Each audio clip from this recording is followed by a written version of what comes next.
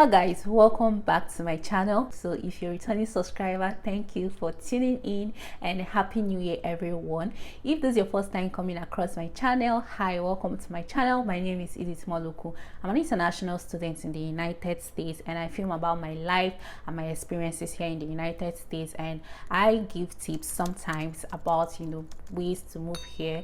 In case you're interested in studying in the United States, I give tips on that as well. So welcome to my channel. Feel free to feel free to click on the subscribe button down below. Subscription is absolutely free. Welcome to the family. Yay! So today I'm going to be making a video. I've been contemplating on videos I want to be making this year. This is a new year and I actually want my channel to grow more than it's growing now. I want more views, more subscribers. So guys, we can make this happen. And I also want you guys, if you want me to talk about something, maybe something I'm not talked about in my channel and you feel I should discuss about that, let me know in the comment section. So today I'm going to be talking about how I got a fully funded scholarship in the United States of America. Yes, it's possible. Actually, when I started this process, I never knew that it's going to be possible, like to get a fully funded scholarship, like to study without you know what I mean. You know how interesting it is and how sweet it is. So that's what I'm going to talk about. So kindly sit and enjoy the gist. When I was in Nigeria, when I started this process, I actually started this process when I was doing my NYSC. So for you to start this process, you need at least minimum of a year to start this process. Some people, we might take them 1.5 years. And when I say minimum of a year, you have so many things to prepare.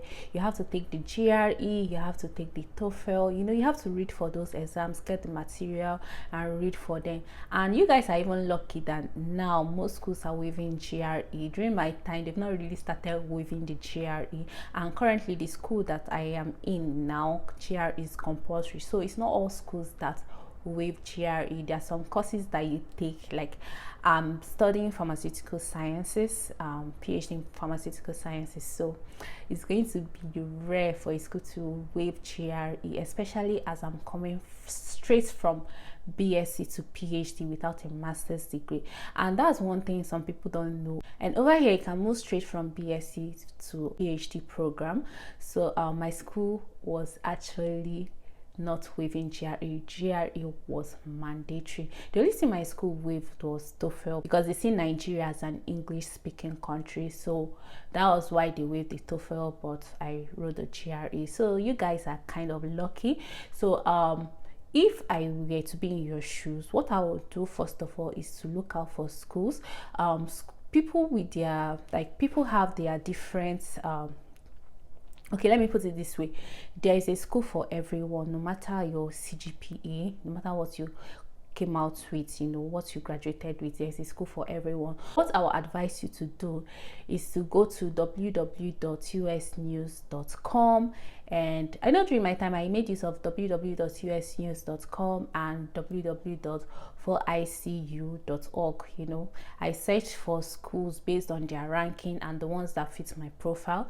So if you're like really a good student, like a first class student, and you don't want to take the GRE, you have better chances than someone that came out with a 2-2 or a third class that apply to the same school. So that's where GRE comes in. GRE is like an opportunity. It's giving you a chance to prove that you can actually handle this program, you can do this program, especially if you came out with a low CGPA. If you come out with a low CGPA, GRE is like an opportunity to prove to them that you can actually do it, especially if you have a good GRE score. So this is where you become competitive with those that came out with the first class, that apply to the same program with you in the same school. I don't know if you get what I'm saying. So let's say someone came out with the first class and the person did not write GRE, right? And the school made GRE to be, what's that word again? They say submit. Okay, they will tell you submit if you have it, but if you don't have it, it's fine. Then someone that came out with a very good CGPA applies to that school. Then you that came out with 2-1 and or 2-2 or third class, definitely that the person that came out with first class will be more competitive than you are. But there are also more things that are being considered before they pick a student, like how good is your SOP, how good is your CV. So there are so many things in attachment to your CGPA. It's not about your CGPA, because you're going to submit your SOP, you're going to submit your CV, then letter of recommendation, and most schools request for 3 letter of recommendation, yeah, but some schools will tell you 2. So it depends. So it depends on the content in your letter of recommendation, how good your CV is, what are your experiences and all that, then your SOP. They also consider all those things in addition to your CGPA. So what I did, I wrote the GRE, I wrote TOEFL, but the school that I am currently in did not require TOEFL. TOEFL was not a requirement in my current school. So the thing is that when I started applying, I was going for public health, the same time going for pharmaceutical sciences, you know, the 2 of them. And at the long run, I decided that I want to settle for pharmaceutical sciences. When I looked at the future, you know, what the future holds for me if I graduate with a PhD in pharmaceutical science, and what the future holds for me if I graduate with a master's in public health. So I saw it like I was moving like from here to here, you know, studying pharmacy, then coming for a master's in public health. You know, I'm supposed to go from here to here. So so far so good. I'm enjoying it, you know. I'm enjoying it. It was a very good choice for me. Yeah. So don't worry about like having what's it called again, an agent. Yeah, I've heard so many people, you know, when I came here, many people were asking me, how did I do that, how did I get here, how did I get the scholarship, and all those kind of stuff. You don't need an agent to help you get scholarship. You can do all these things yourself. So when you go to the site to look for school ranking and you find out the school that suits your profile, school that is good for you, that will not be too competitive, because they have top schools that, you know, very smart ones apply to and get in. So you know your level of, you know, what you can take. So look for a school that best suits you. You don't just look for one school, you should apply to more than one school so that you won't take chances. Before you apply, you have to check the school requirements. You know, obviously you're going to submit your CV, your SOP, your letter of recommendation, your transcripts. Here you have to submit your transcripts, and I don't know, I think these are the basic things you have to submit. So look for schools that suit your profile, apply to the school, and when you're surfing the internet or the school's website, check. They normally indicate if there's one thing they call assistantship, right? Check if they provide assistantship. If you're giving the admission, do the school give assistantship? In the essence that when they give you this assistantship, they're going to waive your tuition. So that's just what it's all about. Check for it. If you're not convinced with what you saw on the internet, you can write to the graduate coordinators asking them questions that you can't find the answers on the website, and they are very you know, approachable. They respond promptly and they don't waste time. They actually reply if you ask, you know, something that is reasonable. Yeah. So so just ask them if they provide funding. If they don't provide funding for that particular department, leave it out. Then so that's just basically it. There's nothing so special, there's nothing so hard about it. Then when you just apply, you know why I said that you have to give it like 1 year or 1.5 years to prepare is because of the GRE and the TOEFL, and you need time to read. Especially me, that was, you know, I was working at the same time studying for the GRE and for the TOEFL, so it was not really easy, but I maximized the time during the COVID lockdown. That was when I really sat down to study for the GRE. That was what really helped me, because at that time I was not going to work, so I was always studying, and then I wrote the exam. So if you know you don't want to write the GRE, but mind you, it's going to be very competitive in terms of getting scholarship.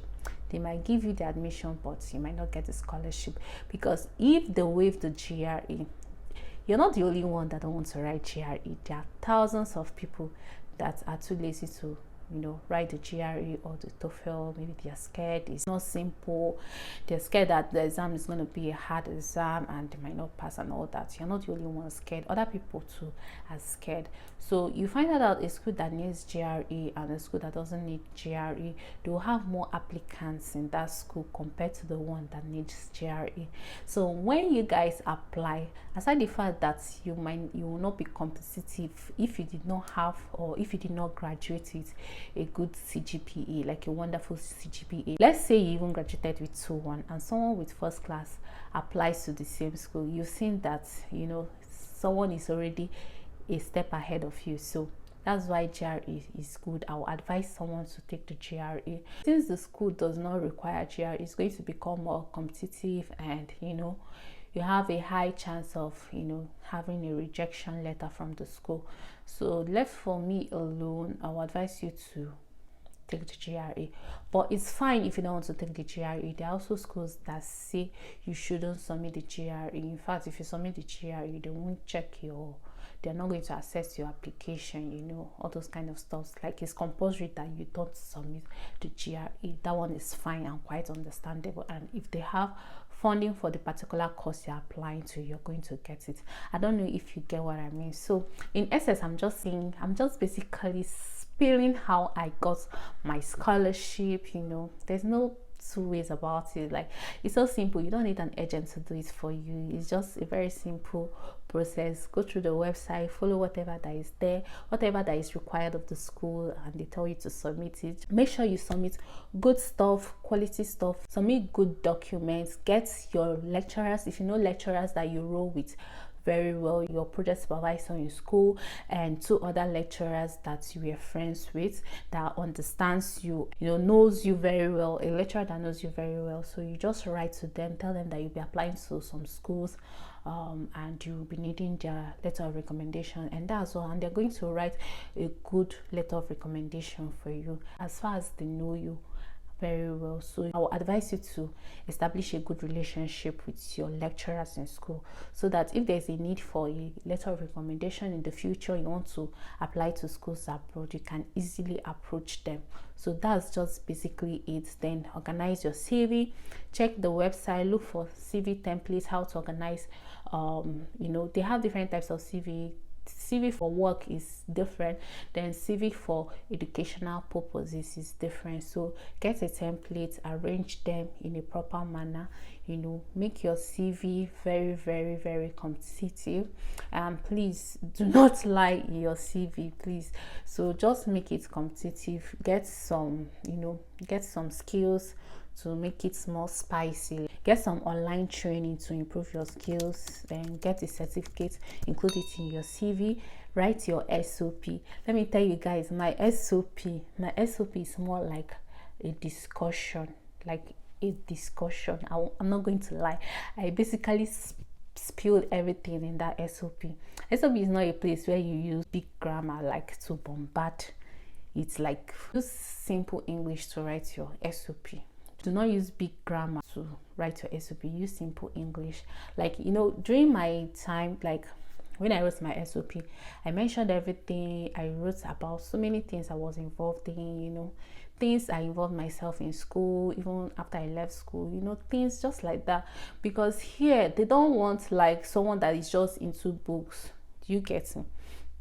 You shouldn't just be into books. You should have social activities. Like, involving yourself in social activities is a plus also. So make sure you involve yourself in social activities, volunteer activities, holding a position, and doing something that shows leadership skills is going to be really helpful. Sometimes it's not just about book. They like a mixture of book and social things. I don't know if you know what I mean. So it's not just all about books. So do all these things, then just apply to as much schools as you want, as far as you have the money. Sometimes they'll waive application fee for some schools, so you'll be able to get some application fee waivers. Then you apply it when submitting your application, and you don't pay any money. Make sure you apply to so many schools so that you have a greater chance of getting the admission. So in general, for you to get your scholarship, just follow the process, the due process. Most importantly, find out if the department gives funding for that particular course. You might have a very good CGPA, good application, in fact perfect application, but once there's no funding for that course, you will not get it. So that's, if I were to be you, that's the first thing I'm going to do. Check the website. Is there funding for this course? If you're not clear or not convinced enough about what you saw on the website, you write to the graduate coordinator, ask them, is there funding for this course? Just ask them, and they're going to reply if there's funding or not. Then another thing that is very useful, of which I forgot, go to the school's website, then go to your department and the school's website, check for professors there.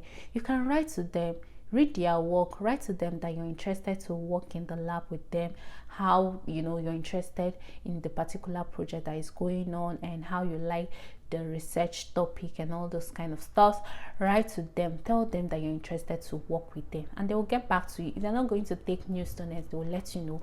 But if they're taking new students, they'll also let you know. They will even tell you to send your CV to them and write maybe a very short will I call it SOP.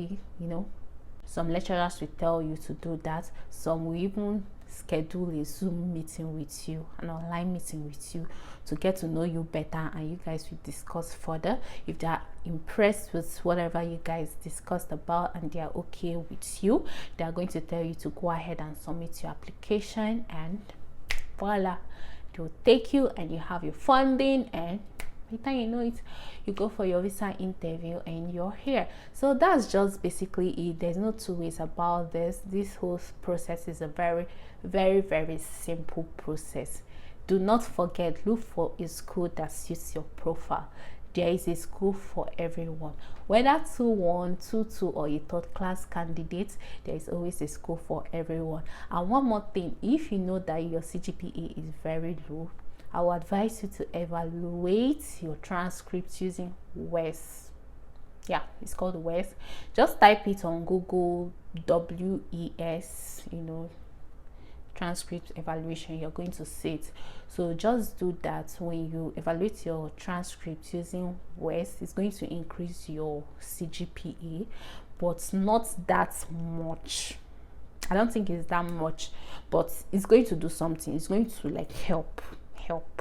There are some schools that needs WES evaluated transcript, so you can look for those schools that need WES evaluated transcript and apply to.